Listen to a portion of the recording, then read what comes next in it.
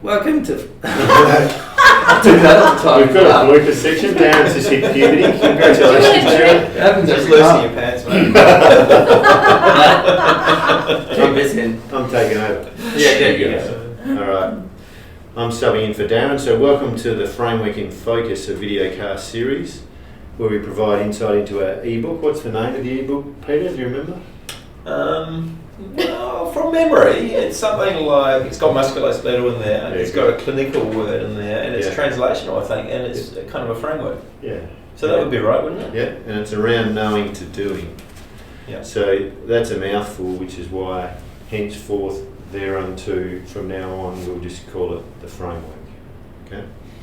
So the series is complementary to the ebook and hopefully provides additional insight into different aspects around the framework, which aligns with us trying to facilitate increased knowledge and understanding around musculoskeletal pain.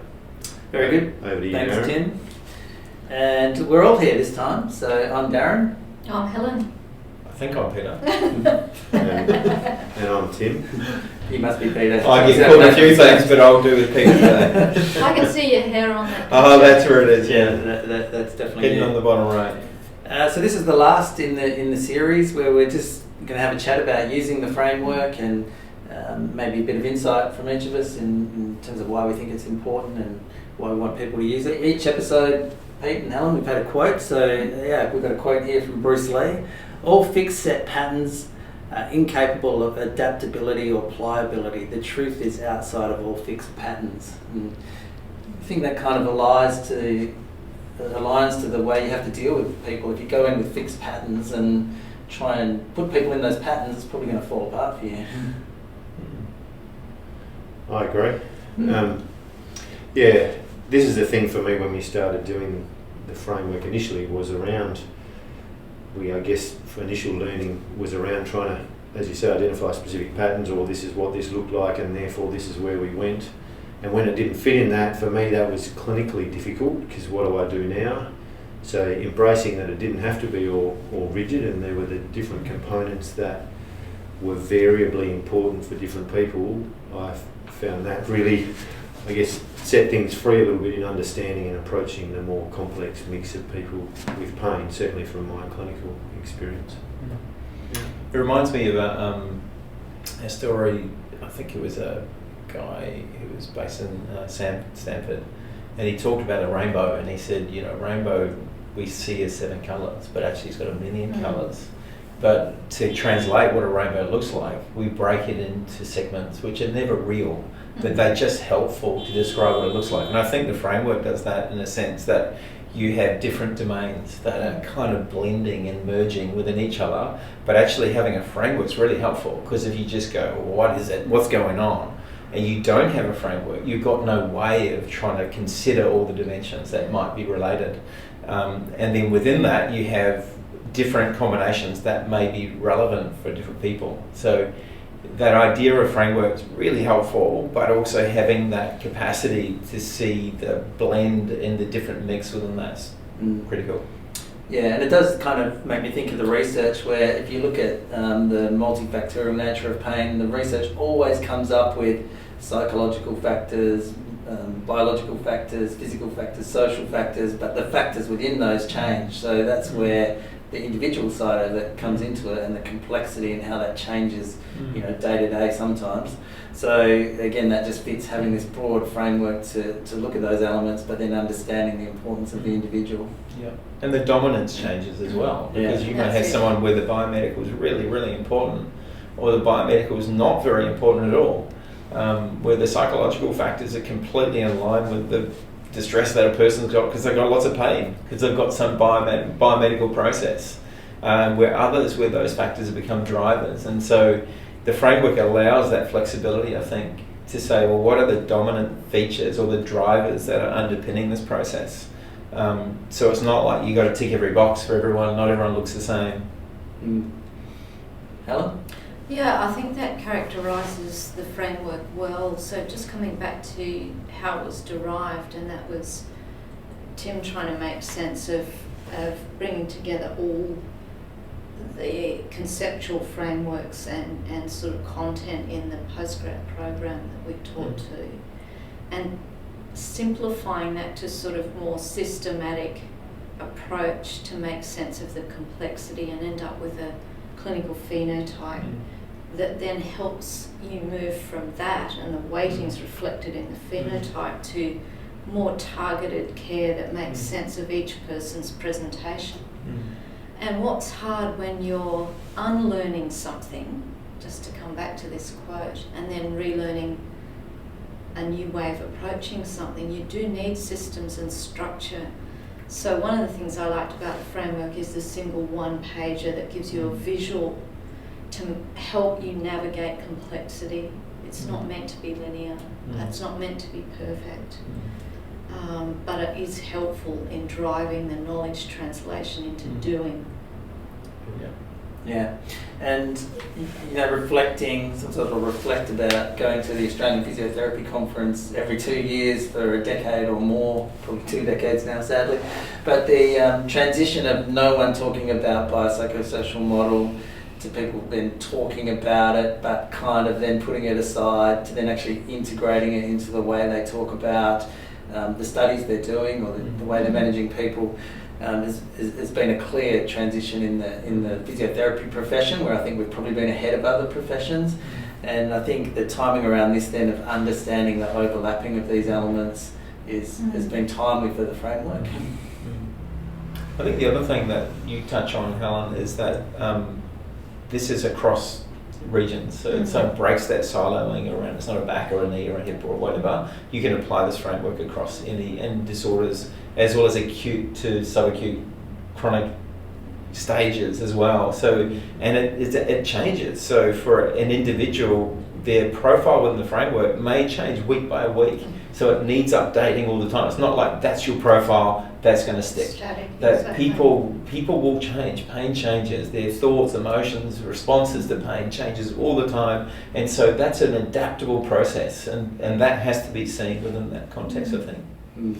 Out of interest, do you, when you're teaching or working with it, do you work through the framework in a top to bottom fashion, or do you move the parts of the framework in response to the case that you might be working from? Personally, I shift it round, and that really is often dictated by the person. Because sometimes it's basically structured around a bit of a traditional approach to listening to the story, looking at the different factors around that, and then examining the person and coming up with a plausible response to what's wrong and what might be driving that. So I think that kind of still holds, but as you're comfortable with this and as you get more experience with it, there'll be times when there's something glaringly obvious that the person's told you early on that's the clear focus, and to go into all other details focusing on individual elements in that instance is possibly irrelevant. And I mean, people that are highly distressed, for example, is one example, and I can think of a number of patients that have come in, and you can't say, hang on, just be quiet for a bit because I need to go through these lists of questions and work out what pain type you have, if you know what I mean. Of course there might be a need to exclude serious pathology, as we've talked about, but having that flexibility to skip to a dominating issue at the time, I think, is helpful. And I think perhaps the framework can give people confidence in having that adaptability in their approach to a patient, where they don't have to be locked into this staged way of doing things. Because it can be complicated and difficult to know where to start for some people. So hopefully the framework, makes it more comfortable. Where do you see that fits with other tools that we've got to facilitate knowledge translation? So if you look at that framework and think about, say, screening tools or linking into stories or other resources, how does that's a flat document, but how is it supported by other clinical practice tools and resources? Yeah, so I would see that screening tools just provide at 2 levels. They may provide some valid insight into the patient's pain experience, but also give a really lovely opportunity to explore with the patient as well. I think screening tools are great because they signal to the patient you're interested in the whole story of their pain as well. So before we even see them. So I think there's a lot of reluctance, certainly in physiotherapy, to explore things like people's beliefs, emotions, social circumstances. Screening tools give that opportunity to say, look, I just noticed that you reported this. Can you tell me about that? I had a case yesterday, classic example, big tough guy. I noticed that you put 6 on the stress anxiety. You tell me about that, and it opened up this whole story. It wouldn't have come out of his examination. He wouldn't have told me that, I reckon, if he hadn't filled in that screening tool. So I think utilising all the tools embedded within that framework is so important. So that you're bringing on evidence-based information from all angles and using a narrative approach, which we know is great for person-centered care. It can't be that you're fitting someone into a box. Yeah, I would echo that, and I think that's a very good example often of how I would shift the focus of, as you say, the consultation or the order of things. But I think working a lot, we've taught on a musculoskeletal, strongly manual therapy based program, which is for most of us our initial background and training. And across musculoskeletal pain, that sort of divide of there's manual therapy and there's psychosocial, which I think for all of us that argument's moot, because that's a spectrum, the same as a lot of these different factors, there's a spectrum along that.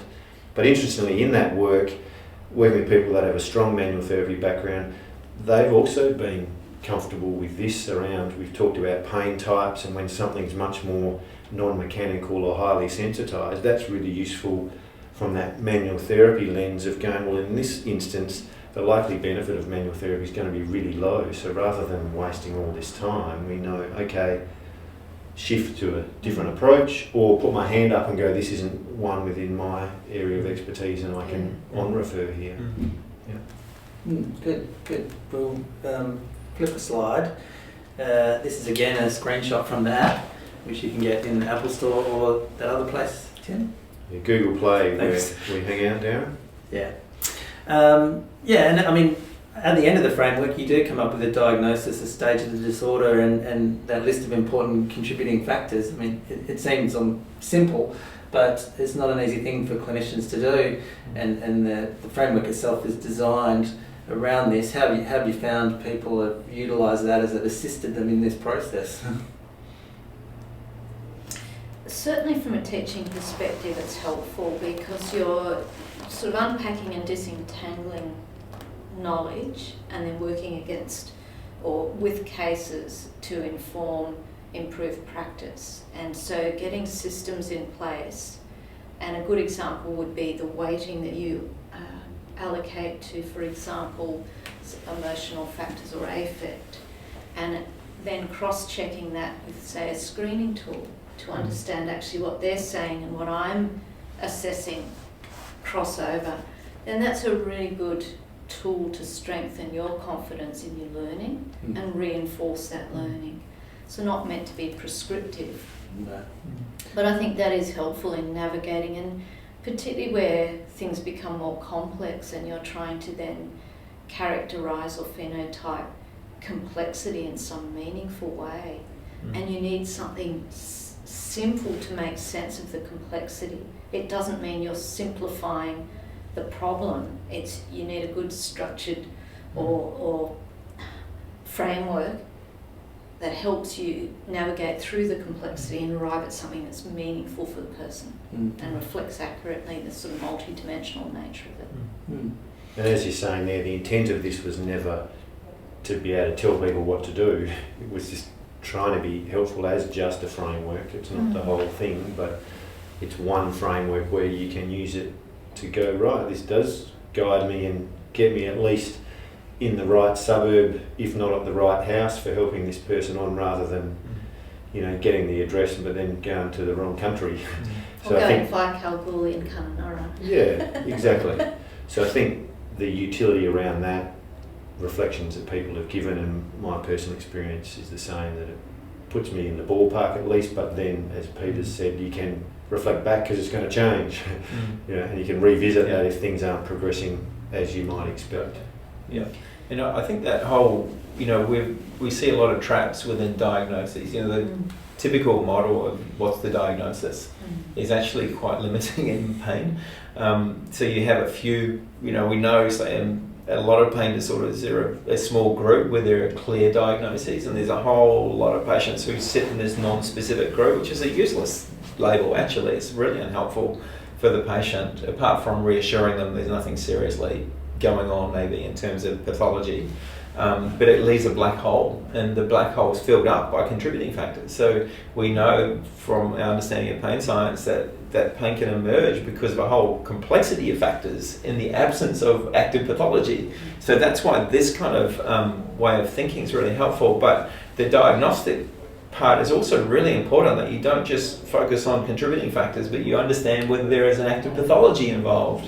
And that pathology may change. So you may have someone who has an acute disc prolapse, and then it morphs into something else. Whether there is no sign of an acute disc prolapse anymore, but there are other factors maintaining the pain. So it's again flexible, but it allows you to accurately triage. So we're not in a grey zone. We have clear diagnoses that we need to look for and consider, but even within them, other factors will interplay to tell us something about the person's distress and disability. The thing that's come to mind to me is around having a checklist to make sure your management strategies match actually what you found, and just not going off on some treatment path because that's what you do. And that might be direct management that you do yourself, or it might be referral to someone else that has skills in that area, depending on the patient needs. So I think that's been really useful in the kind of teaching stuff that I've done with this.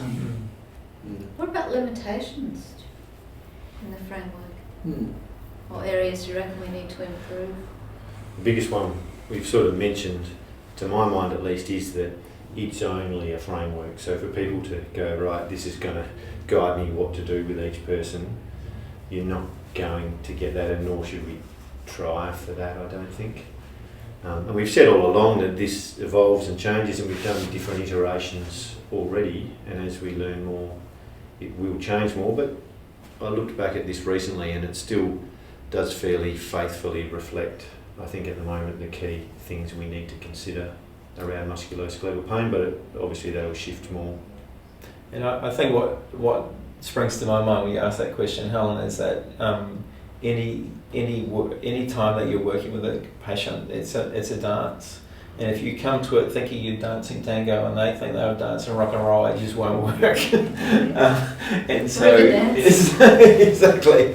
So that whole idea of developing patient-centered care as a kind of fundamental underpinning of the framework is so important. So it's about the person's agenda, and I think that's clear at the first level of like, what is the primary complaints, the person's agenda you're exploring. The risk would be to kind of create your agenda and applying that to an individual, and that could massively backfire. And we see where that's happened probably a lot of times in the reality of the clinical world, and certainly it happens with us as well, or me, from time to time. But that's a really tough area. Someone comes in with a very strong mindset around their problem, and you're exploring other dimensions. They may not like that, and there could be a backfire. So it's a really delicate space, and we have a society that thinks about pain really differently to what the framework does. So they come to you with a mindset and an expectation, and you start applying what you think is an evidence-based approach, and it can massively go wrong. That's a delicate process. I guess I'm taking your question without notice, but maybe, and this could be wrong, but reflecting on when we were talking today around factors in there that might be modifiable and non-modifiable, and the non-modifiable ones might be just as important in terms of creating risk or a situation or circumstance for an individual. So maybe that's something that I don't recall being in the framework that's worth mentioning. So there's been pretty widespread interest and uptake. So how's everyone interpret that, or what do you think about that? And I'm talking here globally, not just. Yeah, we should probably on the next slide. Well, it is, but it is as a question. But we should basically just say again. We said it a few times, but it's translated the full ebook into three. It's in English, Japanese, and Simple Chinese, with 2 or 3 other languages in the works. Yeah. The main framework sheet is in about 8 languages. We've had it downloaded in over 70 countries in the world, and at least 30 institutions, academic institutions, have integrated into their teaching programs. So as a measure of success, not wanting to blow our trumpets or anything, but it has hit a spot, you would say. So yeah, why has that been so successful? I mean, obviously we've really picked a gap. Oh, I think so.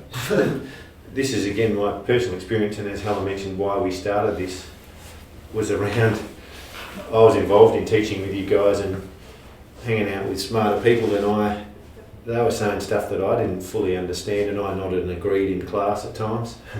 But around, hang on, what's that language you're using? And that's not quite the same as what I'm familiar with. And to try and get us all on the same page. I think all of us, to varying degrees, found that helpful, either to understand different perspectives or make us be really clear on, are we being faithful to current knowledge? I think that was helpful amongst ourselves, and then delivering that, because what we're putting here isn't new, and certainly Peter's done plenty of research on these concepts for a long period of time, as has Helen. So it's not new, but just putting it together, that something that we could all agree on and we agree is faithful to contemporary knowledge. For me, that helped me personally, both teaching and clinically, and I assume that's also been helpful for other people that have used it. What do you guys think on that? Yeah, definitely. I mean, I kind of reflected across my career, you know, God knows how long ago now, but, you know, if you think of the kind of frameworks we had back then, it's like biomechanics and pathology was pretty much it. And if you look at what's happened in understanding of pain, there's been this explosion of knowledge. And I think clinical practice has really scrambled to keep up with that. And as a profession, physiotherapy has really scrambled to keep up with it. So I think there's a real hunger for I think people hear stuff and they go, oh yeah, right, but how does that work? And there's a huge hunger out there for people to go, give me something that's tangible, that's logical, that's sensible, that's not too bloody confusing, that I can utilise. And I think that's taps into that space. And it's not prescriptive. It's flexible. I think one of the points we've spoken about is around a shared communication base. And it probably goes back to your question before, what else could we do with this? Well, maybe there is a step around the language of communication, and that could be more discreetly, but you know, amongst professions, but also in the therapeutic alliance as well. Sort of strengthening that. Yeah. Maybe it's... Yeah, and I think, you know, we're all physiotherapy background, but that framework could be used, you know, for pain medicine, GPs, you know, rheumatologists. It is across discipline, and the languaging is designed to be across, and psychology, for example. So that's an area, and I don't know what the uptake is across outside physiotherapy. Well, many of those 30 institutions are not all physiotherapy. And that's a good thing. Yeah. It strengthens that this is coming from a knowledge base. And Helen, you've done other work, all of us have to a degree, but you've done other projects around that interdisciplinary care and understanding of pain. What would you say to that? It aligns well. It aligns well and covers, I mean, given the MUSC focus and just how you operationalise it is more the difference between disciplines. So if a GP has 7 minutes, they're not going to bang through that whole lot, but the triage and clinical decision making aspects work well. They'll know the whole person and their comorbidities and these other things. So I think that's valuable. Yeah. One thing I did want to ask, and I've had this question a few times, it's about the bio, the psycho, the social, and our experience as clinicians in the shift from what was a strong bio focus when we were all coming through to transitioning to a more balanced whole person perspective with equipoise around all of those components. Do you think the bio has remained clear enough as we move towards that model, or do you think sometimes people forget that and it's a focus on other bits? Yeah, I think there's a perception that you know, we may move to the dark side within some professional groups, that there's an overemphasis on the psychosocial, for example. But I think within the document, it's pretty clear that the bio is a central part of this process. And certainly I would reinforce that for some patients, as we said earlier, the bio is the central part. But you've got to manage the person within that as well, and that involves other considerations. Everyone lives in an ecosystem which is a social, environment, etc. They have to be considered even with that. And I think that's clear in the case studies.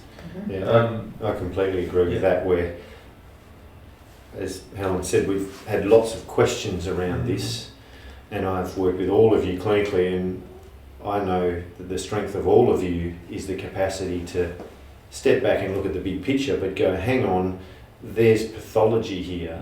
So we at times will, in different contexts, talk about subcomponents of this, which sometimes distracts people to go, oh, you only deal with the psychosocial bit, or you're only interested in chronic pain. But I know that clinically isn't the case.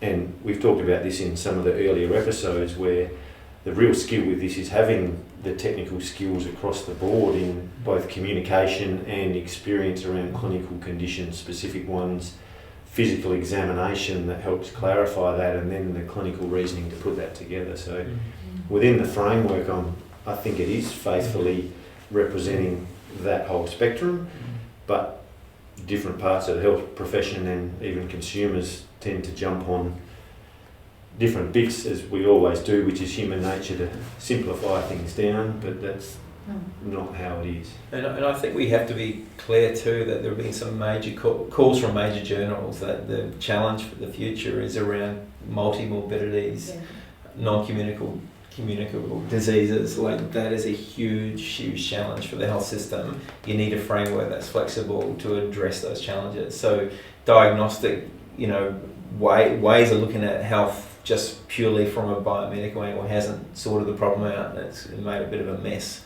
in some areas, and it doesn't meet the challenge. So we need something that's much broader and considers the individual, I think. That's quite interesting, because I think if you look at the NC non-communicable conditions and the skill sets that you would need to manage those, they reflect multiple domains from the framework as well. Exactly. Yeah. I think you said something the other day, Helen, around the skills required are agnostic to condition. I think it was a good line. I actually wrote that one down because it's true, that skill set, as you're both describing there, and they're broadly the domains of the framework. If you can be understanding and skilled in assessing and talking about those, it does hold you in very good stead where the needs of the health professions are heading. I actually think it's really helpful for communicating with other healthcare providers. So that's the other part. I think historically we've spoken our own language, as physios,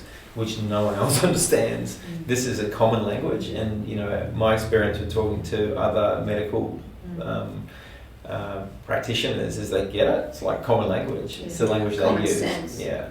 So that's important. Yeah, and I mean, we've done quite a lot of work with I guess not healthcare providers, but other people involved with managing pain that don't have a medical background at all. And it's been a fantastic thing for them to be able to understand as well, because it is simply put, and so that's been very useful in that kind of environment. Yeah, particularly around the insurance workers that don't have that medical background. That's interesting. Do we need to? We talked there about advice for clinicians and advice for educators. Is there anything we want to specifically say around this? Look, probably for me as a clinician who is confounded with difficult clients every day and learns every day, it's not an easy path. I think that's probably the thing. You might better put up an ebook and you go, oh, here it is, and it's on one page, and go to it. That's really hard, and we're doing lots of research around the moment looking at clinician behaviour. It's a really, really hard thing when you've got the clinician their pain beliefs. We come with our own baggage, and then how you can adopt that is tough. And I think it needs mentoring. So as a document, it sits there, but it needs to be utilised in an environment that can upskill people. And some people have different strengths in different areas, just like our patients do. And so how we can support clinicians to develop strengths in different areas, and within that, the whole mentoring process, which is critical to clinical growth. I think that's probably what I would see. And recognise your limitations so you can bring other people into the conversation. And I think it lends itself to having a difficult case and bringing your colleagues in to look at a case and nut through what's going on, how you might better address that. It also makes it a bit more exciting as a clinician to be able to do that, because you feel you're not carrying the burden on your own. That's why I'm usually going. What you said made me think of the client-patient relationship, but then also, Helen, working within a broader system, at an organisational level and then a broader societal level. How do you think the framework sits within that? Thinking about that in terms of systems and services, I think it's just an example of a tool that you can use to leverage a shared understanding, but in a meaningful way, because we know we need to build health workforce capacity and health services to support the wave of non-communicable conditions coming. So thinking about that as a potential tool to inform upskilling at a service level. And then, of course, the underpinning of the framework comes from health policy at a global level and a national level that's shifting away from condition-specific care towards whole person integrated care. Yeah. So I think it does touch on those points.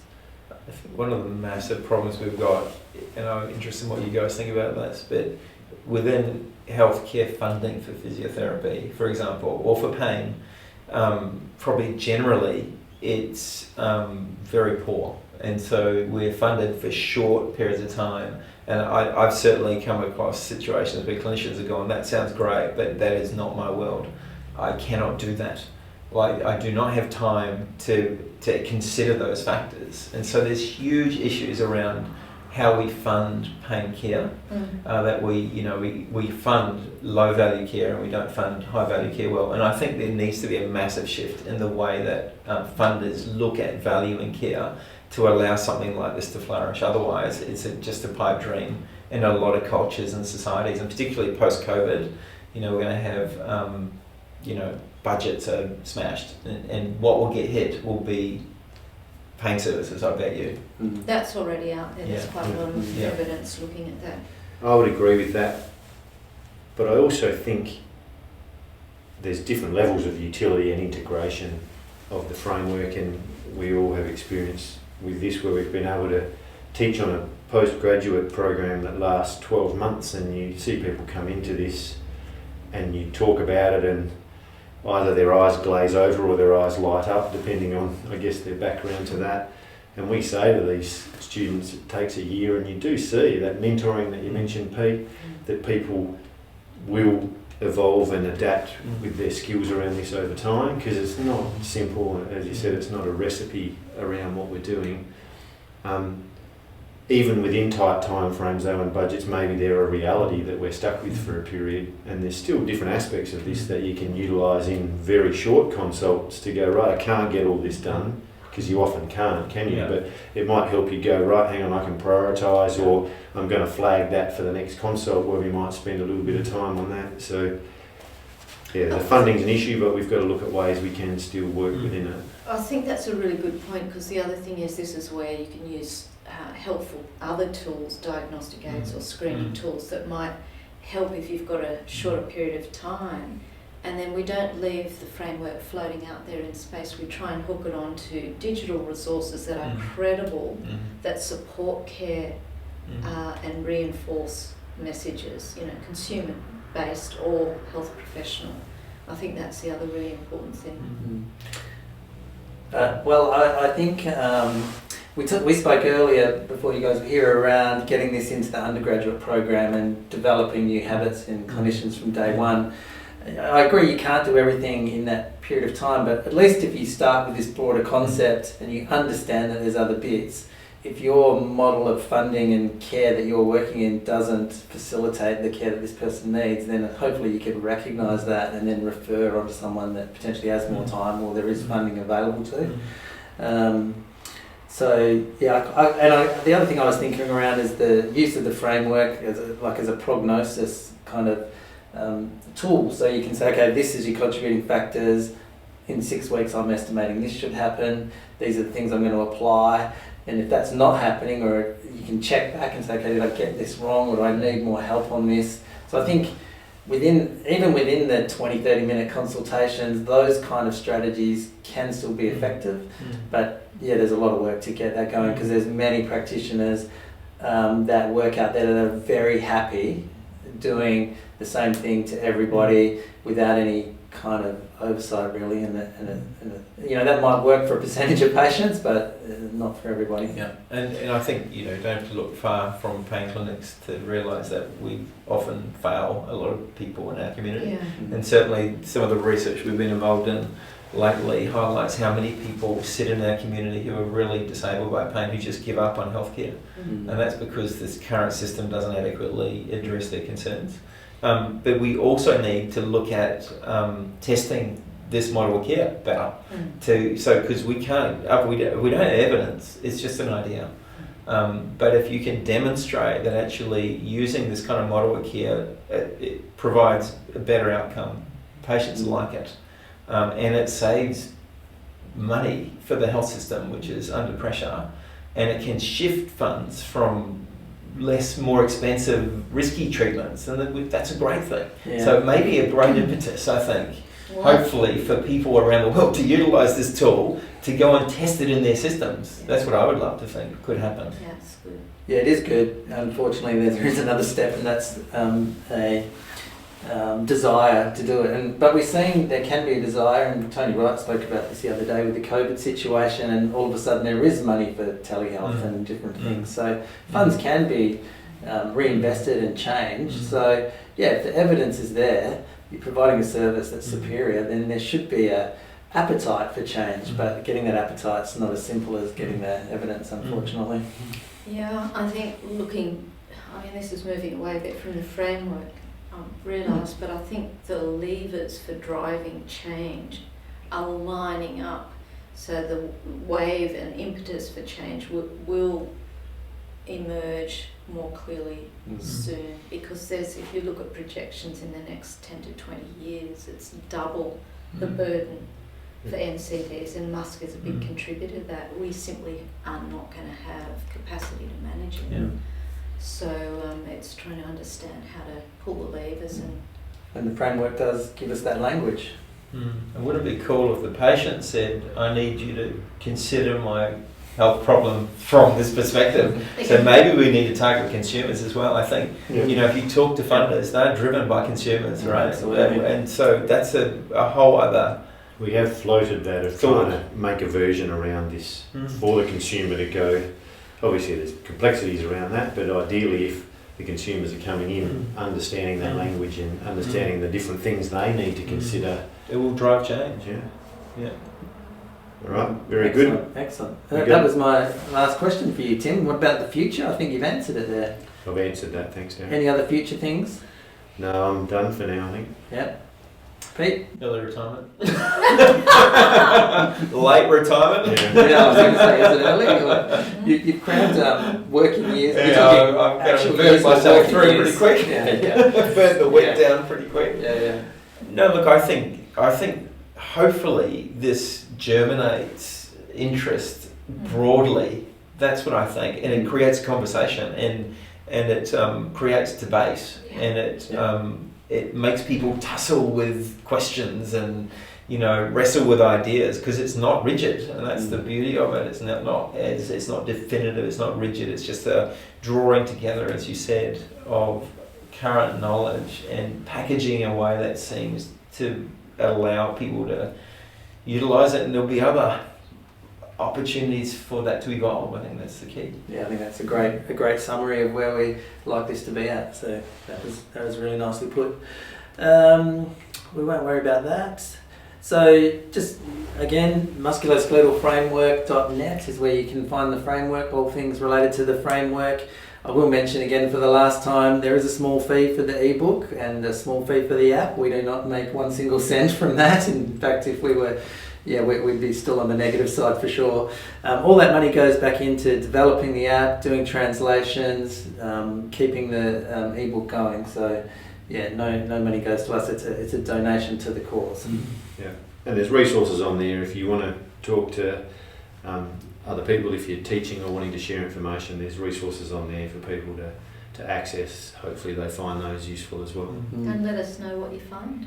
Yeah, and give us feedback. Like Yes. if you find the bits unhelpful, we'd love to know. We just- Nothing worse than We've been talking about that, back. Yeah, we have been talking about that because we're going to do on a rotational basis the email address, and I think yours is coming out. Well, the good thing about that, Tim, is that you Bounce. probably might get a reply in a year or two.